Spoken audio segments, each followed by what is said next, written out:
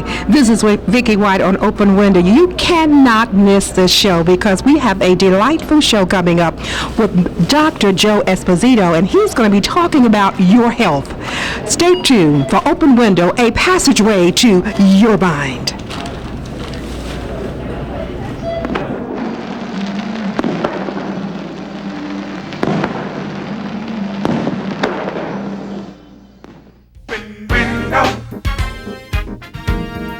Passage to the light. Open window, a challenge for your mind.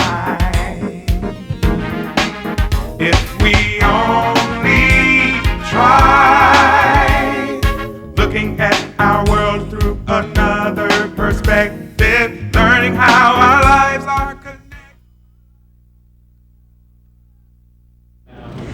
Hi, this is Vicki White here in Open Window. It's a pleasure to have you join us today because we have a wonderful show.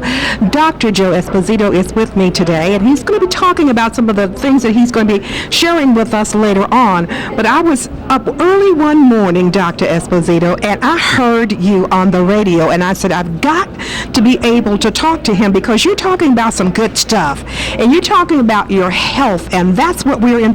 That's what's important to me as a 61-year-old. Right. See, I don't mind telling my age right now, but I want to talk to you a little bit about what you're going to be doing in this seminar today and the lecture.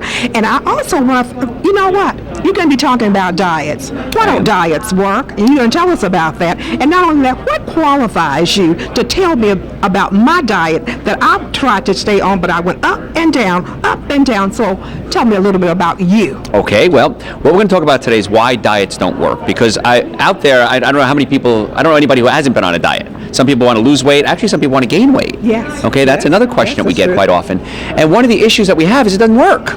No, it doesn't. It didn't work for me. It didn't work for most people. 95% of people that lose weight will gain the weight back or more, usually within the first year. And so if diets don't work, we're doing something wrong. And a lot of diet companies make a lot of money not on new customers, but on repeat customers. Yes. And so let's see if we can actually get to the cause of why diets don't work. One of the reasons is we eat too much. But why do we eat too much? Why is it that some people can have a small amount of food and say, you know what, I'm full? And some people don't. There's hormones in your body called leptin and ghrelin that control your hunger and how full you feel. We're going to talk about what affects the leptin and the ghrelin and why you may not have the same issues that I might have and how we can balance out the leptin and the ghrelin. Those are words that I want to make sure at the end of this workshop everyone knows and makes it part of their vocabulary. My background is I'm board certified in chiropractic, I'm board certified in orthopedics, I'm double board certified in nutrition, I have a BS in clinical nutrition, I was a dietitian at one point, I have a very strong background in pain management, I've been in practice over 27 years, we've seen thousands, probably tens of thousands of patients. So what we talk about in the workshop coming up are things that really, really work. Mm-hmm. I've tried this on myself. I used to be very overweight. I have stretch marks all across my body. I can't believe it. So I know what it's like to be a food addict. Mm-hmm. I know what it's like to sit there. Well, I'm just going to have a little treat. I'm just going to have one cookie. Who are we kidding?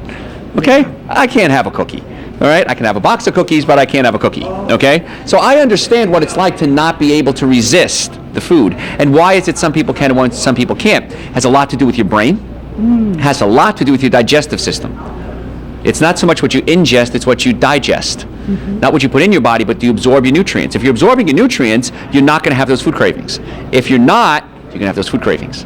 And now, recently, we have foods on the market that totally blow away what we call willpower. They're chemicals that we put in food that make you want to eat more food. Why? So you buy more food. And we're going to talk about those chemicals, those hidden chemicals that you don't even know exist, where to find them, and how to avoid them. Mm. So this is we're going to talk about the nervous system, how the nervous system controls how your body works. We're going to talk about your digestive system. If you're not absorbing your nutrients, what you can do right away today to start absorbing your nutrients better. And then we're going to talk about foods that actually help you be healthy. Being overweight is a symptom. Just like high blood pressure is a symptom, just like diabetes is a symptom, it's a symptom, something's wrong. And if you ignore that symptom, it's going to get worse. So it's a lot of fun information. Fantastic. I can't wait to hear this because it's going to help me. And I can't wait to taste some of this delicious smelling food that you have back here because you know what? I want to be healthy and I know all of you do. So stay tuned right here on Open Window with Dr. Esposito. We're going to talk about health today. Stay tuned. Open Window, a passageway to your mind. Thank you for watching us here on Open Window, a program designed to enlighten and embrace the community and the world around us. We here on Open Window would like to take this opportunity to reach out to you, our viewers, for support so that we will continue to bring you delightful and quality programming. You may make your tax-free contributions or donations to the name and address shown on your screen. Hey folks, glad to be here. Crowd goes wild. I'm Joe Esposito. Some of you know me, some of you don't. How many people listen on the radio? This is what I look like. Sorry. So this is it. So what we're going to talk about today is why diets don't work. Okay, anybody ever here been on a diet? Anybody ever been on 2 diets? That's why we're having this lecture, okay? 95% of all diets don't work. 95% of people that lose weight will gain the weight back within about a year or so, and usually more. Now, I got to give you a disclaimer, I used to be very overweight. I have stretch marks across my chest, the back of my legs. I know what it's like to be overweight, okay? I got a lot of skin I used to fill out, okay? So I know what it's like to be overweight. I can't eat a cookie. I can eat a box of cookies, okay? But I can't eat everybody know that, right? Is that you too, okay? Oh, you do that, right? You have the half a pint of ice cream in the freezer? You might as well finish it. Right. Then it's out of the house, then you won't eat it. It's bizarre logic there. So what we're going to talk about today is why diets don't work and what happens when we go on a diet. What happens to the brain? Why the chemicals in the brain are not working the way they should with a skinny person. And how to get your body thinking like, well, I shouldn't say skinny, a normal person. How about that? Okay, I come from a family of overweight people. Okay, we ate when did you eat? When do you eat? When you're happy? Sad? Lonely? With company? Weddings? Funerals? Dates? No dates. Okay. All the time! Food is everywhere! And it's so easy to access. And the thing is that certain foods stimulate pleasure centers in your brain. And when those pleasure centers are stimulated, all logic goes out the window. You know you're not supposed to do this, and you do it. And then when you're done, you feel awful. You think, why'd I do that? That was stupid, wasn't it? I'm never going to do that again. There you go. I think they've all attended we're all the same people here, right? They've all attended workshops. We all do it, and the reason is that the pleasure centers are stimulated, logic goes out the windows, and you can't stop. So we're going to talk about how to prevent that. Let me start out by telling you how the body works. The way the body works is your brain sits up here, right? In most cases. Okay.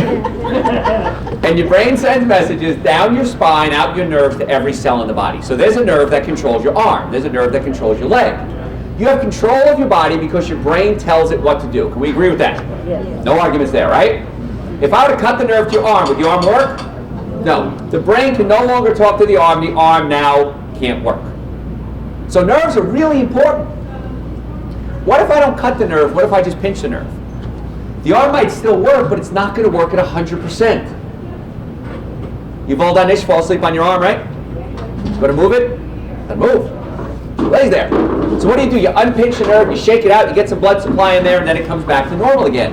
What was the key word I said? Unpinch. You unpinch the nerve and the arm works. That's normal. 10% of your nerves feel pain. 90% of your nerves don't feel pain. If you get that simple concept, your life will change forever right now. 90% of your nerves don't feel pain. Right now, everybody in this room, their pancreas is making insulin. Anybody feel it? No. Okay? Your liver is producing digestive enzymes to dump into the gallbladder, to dump into your small intestine. Anybody feel that? No. 90% of what's happening in your body, you have no idea what's going on. So I'm concerned not only with nerves that feel pain, I'm concerned with nerves that don't feel pain. Because 90% of the time, you're not going to feel it anyway. High blood pressure, does it hurt? Diabetes? Even cancer doesn't hurt in the early stages.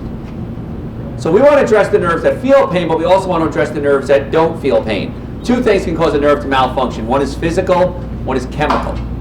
Chemical would be what? Food. Okay, drink alcohol, fall down. Why? The brain can't tell the body how to work, the nerves aren't working, and down you go. So chemicals can affect it. Toxic chemicals you may be exposed to in the environment. If a fluorescent light bulb breaks, what's in there? Mercury. Is mercury good for your brain? Okay. Did you ever read what to do if a fluorescent light breaks? You're supposed to call a hazmat team. How many of you were kids played with mercury thermometers like I did? Explains a lot now, doesn't it? Okay. So mercury is a toxin. The other one is physical. If a bone in the spine or the shoulder or the foot moves out of place, it's going to pinch a nerve. And when you pinch a nerve, 10% of the time it hurts. 90% of the time it doesn't hurt. But if you're pinching a nerve that goes to an organ, that organ can't work. Now, when it comes to weight loss, your body has to be performing at 100%. If your body's not performing at 100%, the first thing I'm going to suggest we look at is the nervous system. Because the nerves control everything. Follow? So if you have a pinched nerve, get it fixed. If anybody has back pain, leg pain, hip pain, knee pain, ever been in a car accident, headaches, numbness, tingling, cold hands, cold feet, this is telling you that you have a malfunctioning nerve. Nature's warning sign. To ignore it is very dangerous. If the fire alarm went off in the store right now, what would we do? We'd leave. We wouldn't shut off the fire alarm, would we? It wouldn't make sense. Yet we do that with pain. You have pain, take a pill, cover it up, go on your way. It's like shutting off the fire alarm and keep shopping.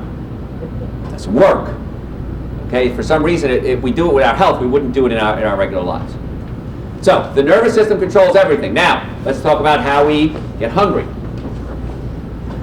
Brain sends messages down the spine to the stomach. Stomach sends messages back up to the brain. They talk to each other. Step number one.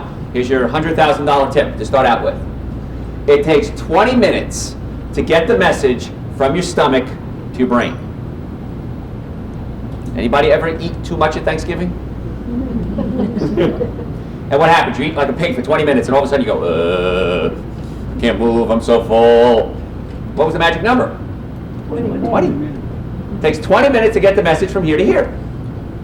So here's your tip. Number one weight loss tip ever in history. Well, this is one of the many. You can't say ever, they're all good. Number one, I want you to ruin your appetite before every meal.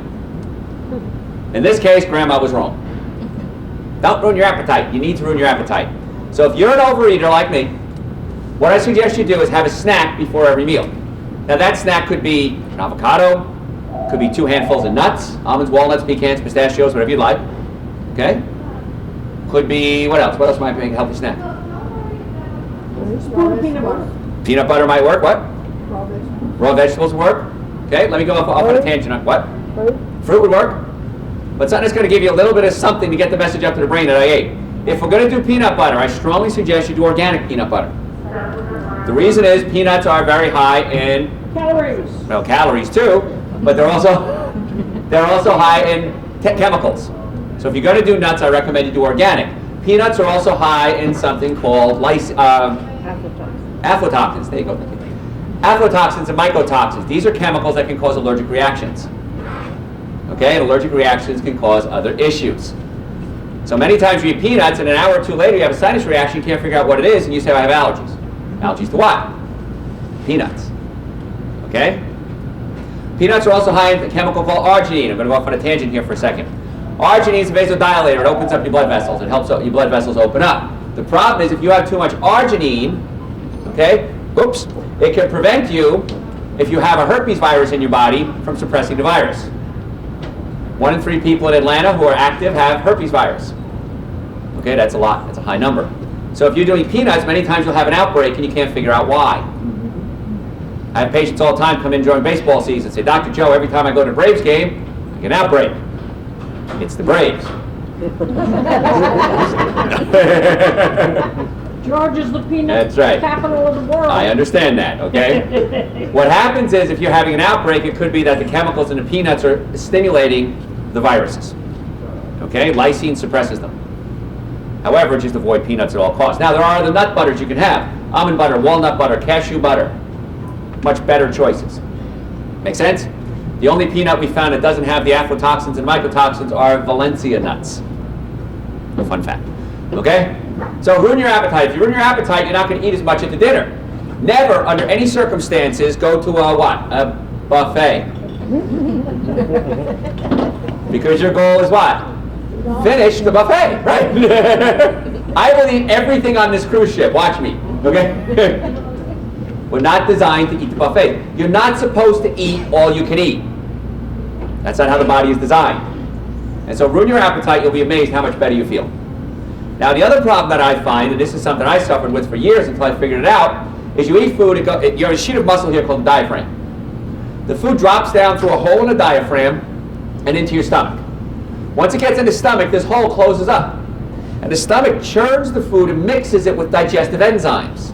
The digestive enzymes break the food down into raw components, or small components I should say, and pass it into the small intestine. That's normal. All of us at some time have eaten too much food, right? Not just me. Eat too much food, the stomach pushes up against the diaphragm.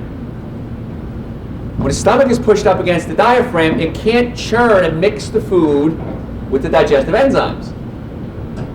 And so what happens is the food sits in your stomach too long, and when it sits in the stomach too long, it rots. And when it rots, it can give off toxic gases and poisons. And one of the things that happens if food sits in your stomach for too long is it produces something called lactic acid. Too much lactic acid in the stomach refluxes, big word there, refluxes back up into your esophagus, causing what? Acid reflux. Now you know where the word comes from. The problem is this, if you have acid reflux, chances are you don't have too much stomach acid, you have too little stomach acid, or your stomach is all spasm. And if the stomach is all spasm, it can't mix with the acids, can't break down the foods, and so the food comes back up. So one of the tricks that I use, that works extremely well for me, is I want to stimulate my body to produce digestive enzymes and break down the food more efficiently. And a little trick that you can use is something called raw organic apple cider vinegar. This stuff rocks.